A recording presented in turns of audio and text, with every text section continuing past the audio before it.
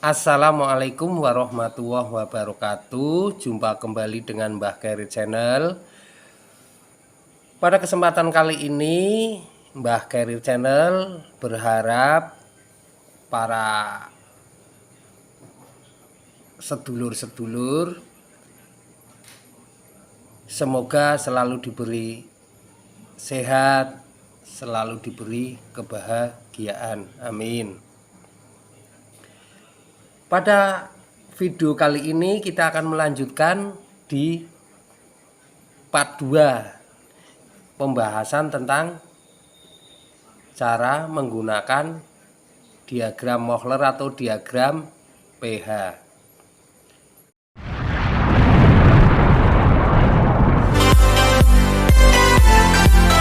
Untuk memudahkan aplikasinya, saya akan menggambarkan komponen sistem refrigerasi kompresi uapnya.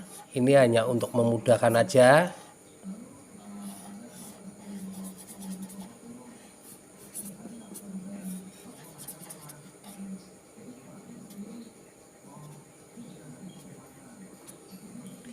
Ini angka 1, ini angka 2, ini angka 3, ini angka 4. Ini angka ini bebas ya meletakkannya. Yang penting sistem refrigerasinya siklusnya ke arah kiri seperti di diagram Mohler ini ya. Nanti siklusnya ke kiri ini ya. Seperti ini. Nih. Yang nanti perlu kita cermati adalah angka 1. Angka 1 itu terletak di setelah evaporator kemudian menuju ke kompresor. Kemudian angka 2 dari kompresor menuju ke kondensor. Kemudian angka 3 dari kondensor menuju ke katup ekspansi. Ini ya, siklusnya seperti ini.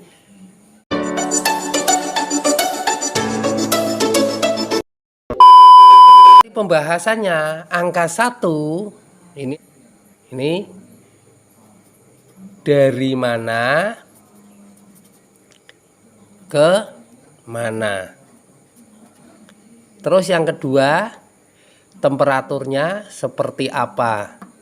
Yang ketiga, fasenya seperti apa.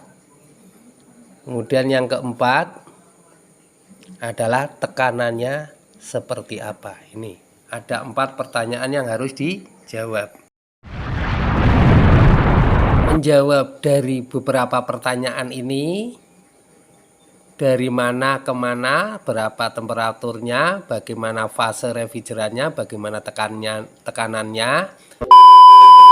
dari mana. Sebelum kita menggambar di diagram Mohler, kita akan aplikasi dulu di coret-coretan seperti ini. Ini tekanan, entalpi ya, tekanan, entalpi. Nah seperti ini. 4 komponen yang tadi ini nanti akan kita aplikasikan ke sini sebelum nanti kita aplikasikan yang nyata di diagram Mohler itu ya. Kita gambarkan dulu.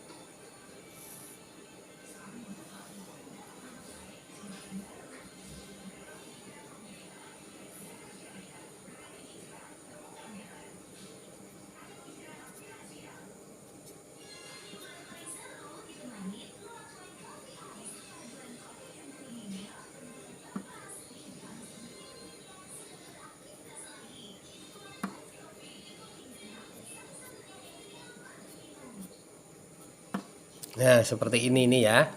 Angka 1 dari evap menuju ke kompresor. Maka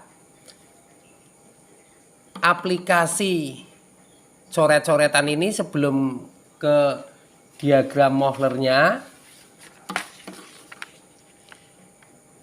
bisa dijawab dengan bantuan yang ini. Misalnya di titik 1. Dari mana? Ini berarti bisa dijawab. Titik 1 adalah dari evaporator menuju ke kompresor. Ini titik-titik ini adalah pas gambar dari yang ini. Nah, titik 1 dari evap ke kompresor. Berarti jawaban 1 terjawab ya. Kemudian pertanyaan yang kedua, berapa T-nya? Nah, ini titik 1. Nanti di sini bisa terbaca ini. Di temperatur ini bisa terbaca karena ada penunjuk temperaturnya ini, nilai temperaturnya. Nah, ini pas garis jenuhnya ini ada nilai temperatur ini. Ini ya. Ini bisa dibaca nanti. Jadi garis ini kemarin sudah diajarkan, kita sudah sharing bahwa garis horizontal antara titik ini dengan titik ini adalah temperaturnya konstan. Jadi di gambar ini di titik 1, maka kalau di sininya tidak tertulis, maka bisa dipastikan di titik pas di cair jenuhnya ini. Bagaimana fasenya di titik 1? Nah, ini di titik 1 itu kita minta bantuan lagi dari keterangan di part 1 ini. Nah, ini. Ternyata di titik 1 ini ya, di titik 1 itu pas garis. Ternyata ini garis uap jenuh. Pertanyaan yang keempat, berapa tekanannya di titik 1? Nah, tekanannya di titik 1 ini ternyata kita bisa menjawab dengan garis horizontal. P1 ini berapa? Bisa dijawab. Nanti bisa di sini ada ini ya. Nah, ini. Berapa? Di situ apakah 2 bar, 3 bar atau 4 bar? Seperti itu.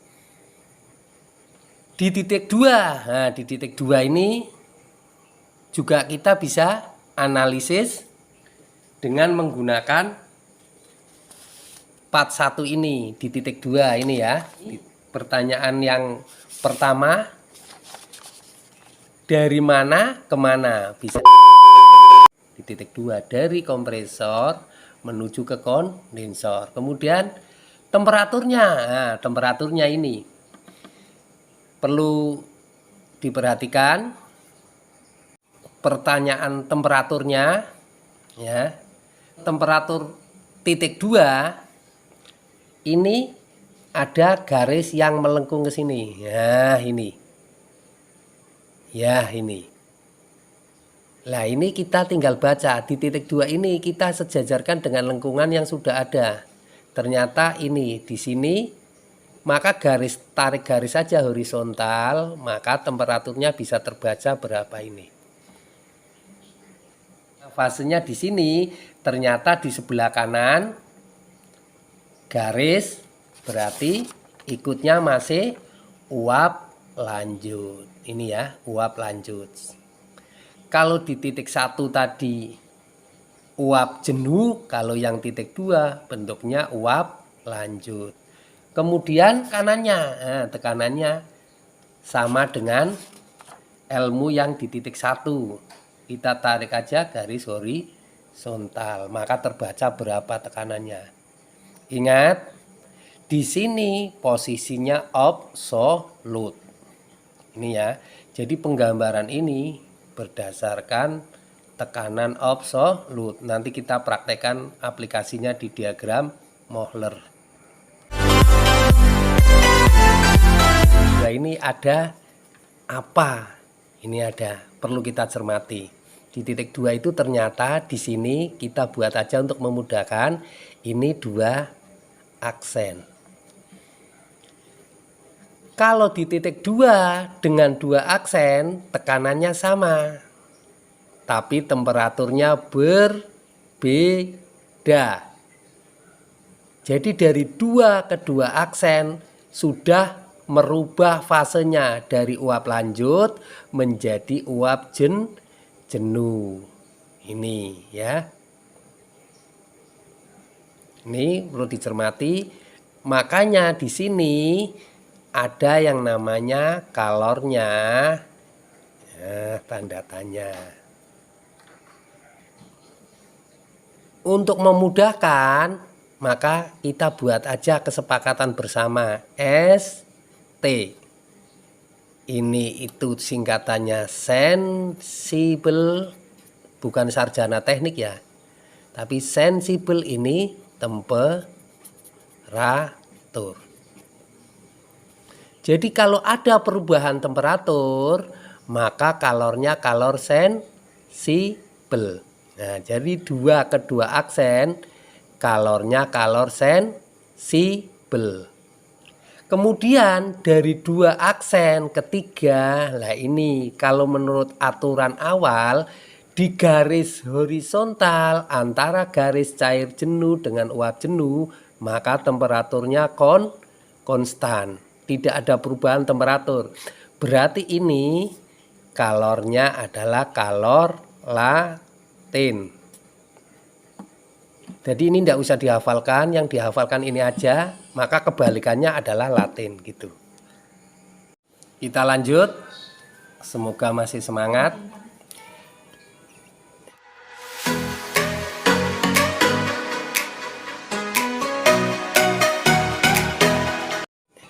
Kemudian di titik 4, nah ini di titik 4, ini kurang tanda panah ini ya. Di titik 4, ini berarti dari katup ekspansi menuju ke evaporator. Wah, ini di sini. Ini di sini juga perlu kita cermati secara analisis diagram Mohler. Ini di daerah campuran. Berarti refrigerannya itu sudah ada sekian persen yang bentuknya sudah gas. Ini ya. Jadi di sini kan uap, di sini cair. Berarti semakin mendekati ke titik yang kiri, maka refrigerannya semakin banyak yang cair. Semakin mendekati yang di kanan berarti semakin uap. Nah, di sini nanti ada nilai berapa persen. Ini nanti kita bisa baca berapa persen